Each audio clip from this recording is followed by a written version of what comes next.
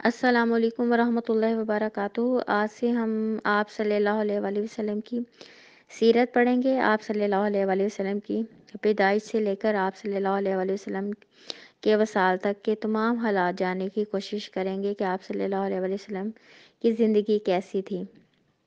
جیسا کہ آپ جانتے ہیں کہ حضرت ابراہیم علیہ السلام آپ صلی اللہ علیہ وآلہ وسلم کے جد امجد ہیں۔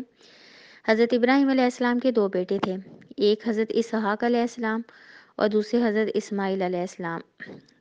حضرت ابراہیم کی پہلے شادی حضرت سارہ سے ہوئی تھی، تو اللہ تعالیٰ نے حضرت سارہ میں سے انہیں کوئی اولاد نہیں دی تھی، تو اس کے بعد حضرت ہاجرہ سے ہوئی تھی، تو اللہ تعالیٰ نے پہلے انہیں حضرت ہاجرہ سے حضرت اسماعیل علیہ السلام عطا فرمائے تھے۔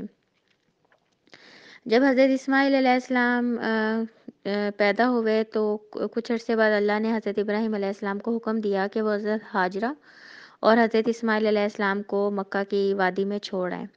اس وقت مکہ جو بے آباد تھا اور اللہ کا حکم تھا، حضرت ابراہیم علیہ السلام نے اللہ کے حکم کو مانا اور حضرت ہاجرہ اور حضرت اسماعیل علیہ السلام کو مکہ چھوڑ آئے۔ اس کے بعد جو ذبح کا واقعہ آتا ہے، جب اللہ تعالیٰ نے خواب کے ذریعے حضرت ابراہیم علیہ السلام کو حکم دیا کہ وہ حضرت اسماعیل علیہ السلام کو ذبح کر دیں، تو حضرت ابراہیم علیہ السلام مکہ آئے اور حضرت اسماعیل علیہ السلام کو انہوں نے اپنا سارا خواب بتایا، تو حضرت اسماعیل علیہ السلام نے کہا والد صاحب آپ کر گزریے جیسے اللہ کا حکم ہے۔ تو اللہ کے حکم کے مطابق حضرت ابراہیم علیہ السلام نے انہیں لٹایا اور ان کے گلے پہ چھری چلا دی، مگر اللہ نے چھری کو حکم دیا وہ نہیں چلی، اور آسمانوں سے اللہ تعالیٰ نے ایک مینڈا اتار دیا جس سے حضرت اسماعیل علیہ السلام کو اللہ تعالیٰ نے بچا لیا، اور اس کے بعد اس مینڈے کی قربانی دی گئی، اور قیامت تک امت محمد صلی اللہ علیہ وآلہ وسلم بھی حضرت ابراہیم علیہ السلام کی اس سنت کے مطابق قربانی کرتے ہیں۔ حضرت اسماعیل علیہ السلام کے اس واقعے ذبح کے واقعے کے بعد اللہ تعالیٰ نے حضرت ابراہیم علیہ السلام کو حضرت اسحاق علیہ السلام عطا فرمائے۔ حضرت اسحاق علیہ السلام کے بیٹے تھے جو سب سے زیادہ مشہور ہوئے، جنہیں اللہ نے نبوت سے بھی نوازا، وہ تھے حضرت یعقوب علیہ السلام۔ حضرت یعقوب علیہ السلام کے 12 بیٹے تھے، ان میں سے جو سب سے زیادہ مشہور ہوئے جنہیں اللہ نے نبوت سے نوازا وہ تھے حضرت یوسف علیہ السلام۔ قرآن پاک میں ایک سورت حضرت یوسف علیہ السلام کے نام پر بھی ہے۔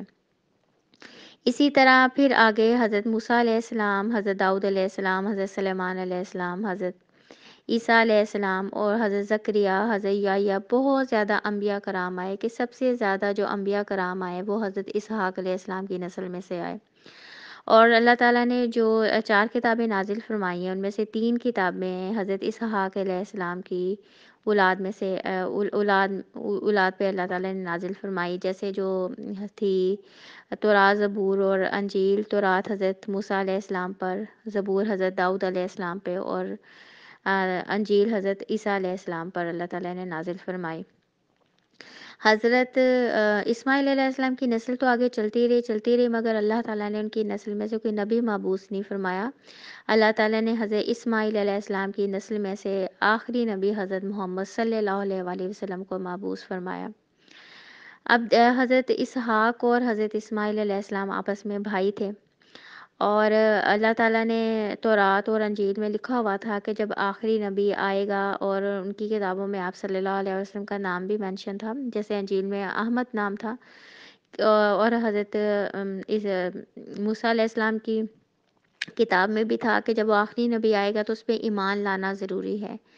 جب یہود و نصارہ نے دیکھا کہ آخری نبی حضرت محمد صلی اللہ علیہ وآلہ وسلم حضرت اسحاق کی نسل میں سے نہیں مبعوث ہوئے، حضرت اسماعیل علیہ السلام کی نسل میں سے مبعوث ہوئے، تو غصے، ہٹ درمی اور ضد کی وجہ سے وہ آپ صلی اللہ علیہ وآلہ وسلم پہ ایمان نہیں لائے تھے۔ انہوں نے کہا کہ موسٹلی انبیاء جو ہیں وہ ہماری نسل میں سے آئے ہیں، تو آخری نبی کیوں حضرت اسماعیل علیہ السلام کے خاندان میں سے اللہ تعالیٰ نے مبعوث فرما دیا۔ اس طرح اللہ تعالیٰ نے جو نبوت کا خاتمہ جس کا آغاز حضرت آدم علیہ السلام سے ہوا تھا، اس نبوت کا اختتام اللہ تعالیٰ نے حضرت محمد صلی اللہ علیہ وآلہ وسلم پر کیا، اور حضرت اسماعیل علیہ السلام کی نسل پہ اللہ تعالیٰ نے نبوت کا اختتام کیا۔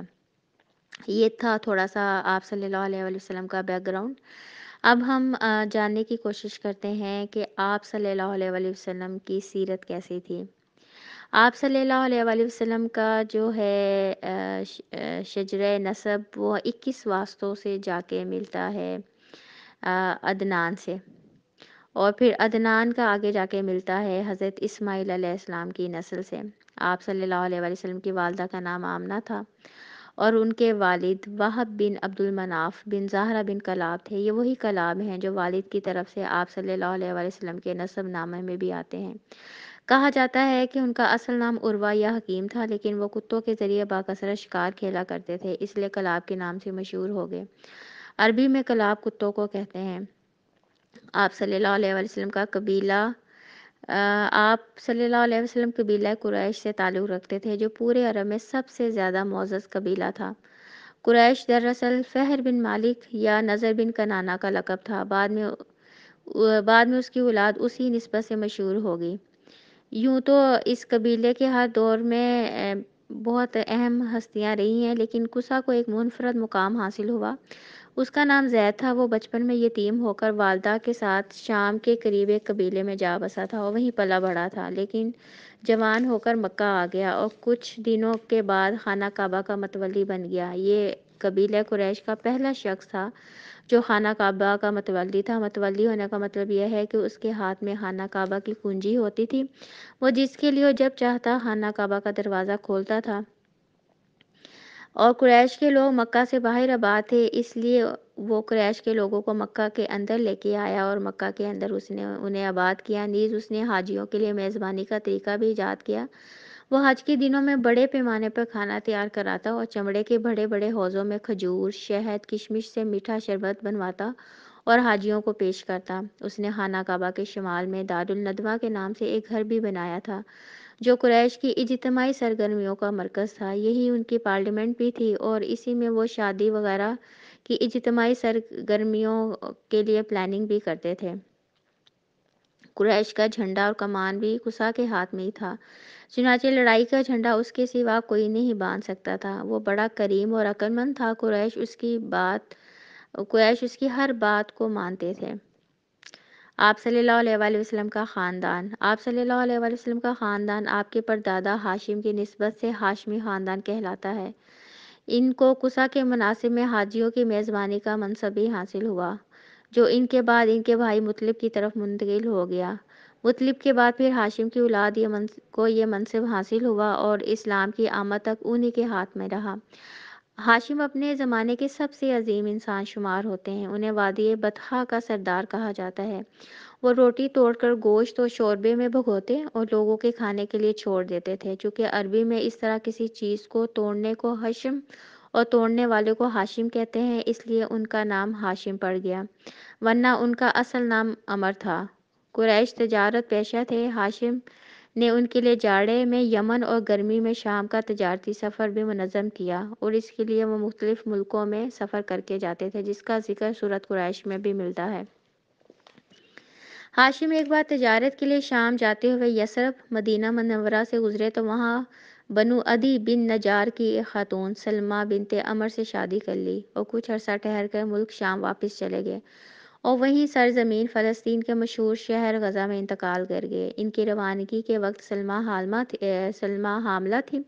بعد میں بچہ پیدا ہوا جس کے سر کے بالوں میں سفیدی تھی، اس لیے اس کا نام شیبہ رکھ دیا گیا۔ یہ بچہ مدینہ میں پرورش پاتا رہا، لیکن مکہ میں ہاشم کے بھائیوں اور خاندان کے دوسرے لوگوں کو اس بات کا علم نہ تھا۔ 8 برس بعد مطلب کو اس بات کا پتہ چلا تو وہ مدینہ جا کر اس کو اپنے ساتھ لے آئے۔ جب مکہ میں داخل ہوئے تو لوگوں نے سمجھا کہ یہ ان کا غلام ہے، چنانچہ اسے عبد المطلب کہنے لگے اور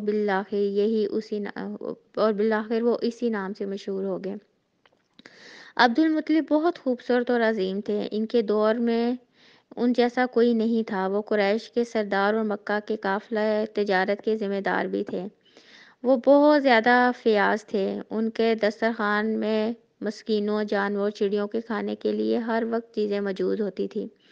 اسی بنا پہ ان کا عرف بن گیا کہ زمین میں انسانوں اور پہاڑ کی چوٹیوں اور وحشی جانوروں اور چڑیوں کو کھلانے والا۔ انہیں زمزم کا کنواں کھودنے کا بھی شرف حاصل ہوا۔ اس کنویں کو بنو جرہم نے مکہ سے جلا وطن ہوتے ہوئے پاڑ دیا تھا، یعنی بند کر دیا تھا۔ اس وقت سے اس کی جگہ کسی کو معلوم نہیں تھی۔ عبد المطلب کو خواب میں اس کی جگہ بتائی گئی اور کھودنے کا حکم ہوا۔ انہوں نے کھودا تو وہاں پرانا کنواں برآمد ہو گیا۔ یہ عبد المطلب آپ صلی اللہ علیہ وآلہ وسلم کے دادا ہیں، لیکن ان کا اصل نام شیبہ تھا، لیکن جب ہاشم کے بھائی مطلب انہیں مدینہ سے لے کے آئے ہیں تو لوگوں نے انہیں عبد المطلب کہنا شروع کر دیا، تو اس طرح آپ صلی اللہ علیہ وسلم کے دادا کا نام پھر عبد المطلب مشہور ہو گیا، ورنہ آپ صلی اللہ علیہ وسلم کے دادا کا اصل نام شیبہ تھا۔ انہی کے زمانے میں خانہ کعبہ پر ہاتھی والوں کے حملے کا واقعہ بھی پیش آیا۔ یہ سب حبشی تھے۔ ان کے سردار کا نام ابرہہ تھا، جو یمن پر قابض اور حکمران تھا۔ وہ خانہ کعبہ کو ڈھانے کے لیے 60,000 کا لشکر لے کر آیا، لیکن جب مکہ کے مشرق میں مزدلفہ اور مینا کے درمیان میں وادی محصر میں پہنچا اور مکہ و حملہ آور ہونے کے لیے تیار ہو گیا، تو اللہ تعالیٰ نے کے لشکر کو اس کے لشکر کو چڑیوں کے جھنڈ کے ساتھ ختم کر دیا، جس کا ذکر سورۃ فیل میں بھی آتا ہے۔ یہ واقعہ آپ صلی اللہ علیہ وآلہ وسلم کی پیدائش سے 50 سے 55 دن پہلے پیش آیا تھا۔ اب دیکھیں، آپ صلی اللہ علیہ وسلم کی پیدائش سے پہلے یہ واقعہ فیل پیش آیا تھا، اور آپ کے جو دادا ہیں، یہ آب زمزم کا جو کنواں ہے وہ بند ہو چکا تھا، تو اللہ نے خواب کے ذریعے پھر آپ صلی اللہ علیہ وسلم کے دادا کو وہ جگہ دکھائی، تو پھر آپ صلی اللہ علیہ وآلہ وسلم کے دادا نے وہ آب زمزم کا جو کنواں ہے اس کی کھدائی کی تھی۔ آپ صلی اللہ علیہ وآلہ وسلم کے والد گرامی عبداللہ عبد المطلب کے سب سے خوبصورت، پاک دامن اور چہیتے بیٹے تھے۔ انہیں ذبیحہ بھی کہا جاتا ہے۔ اس کی وجہ یہ ہے کہ زمزم کی کھدائی کے دوران جب کنویں کے نشانات برآمد ہوئے تو قریش نے بھی عبد المطلب کے ساتھ شرکت کرنا چاہی، تو ان کے ساتھ ان کا جھگڑا ہو گیا، جو بڑی مشکل سے رفع ہوا۔ یہ دیکھ کر عبد المطلب نے نظر مانی کہ اگر اللہ نے ان کو 10 لڑکے دیے اور ہر ایک دوسرے کے مقابل ہوا، تو ان میں سے ایک بیٹے کو اللہ کی راہ میں ذبح کر دیں گے۔ اب اللہ کا کرنا ایسا ہوا کہ ان کی یہ مراد پوری ہوگی۔ چنانچہ انہوں نے سب لڑکوں کے درمیان قرہ ڈالا۔ قرہ عبداللہ کے نام نکلا، لہٰذا ان کو ذبح کرنے کے لیے خانہ کعبہ کے پاس لایا گیا، مگر قریش نے انہیں روک دیا۔ بالخصوص عبداللہ کے بھائی اور ماموں سخت آڑے آئے۔ بالآخر یہ فیصلہ ہوا کہ ان کے بدلے 100 اونٹ ذبح کیا جائیں۔ چنانچہ عبد المطلب نے ایسا ہی کیا۔